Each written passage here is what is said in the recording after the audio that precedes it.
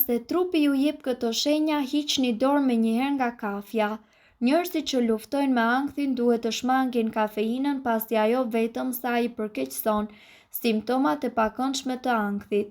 Gjithashtu ngre nivelin e stresit.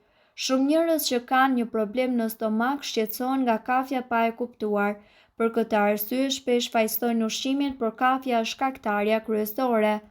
Marrja e tepërt të kafes gjithashtu mund të bëjë që zemra juaj të rrahë më shpejt.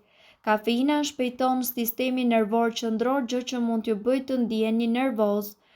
Edhe pse një sasi e vogël kafeje mund të t'ju ndihmojë me dhimbjen e kokës, tejkalimi i dozës së duhur të kafeinës mundet që të shkaktojë dhimbje koke.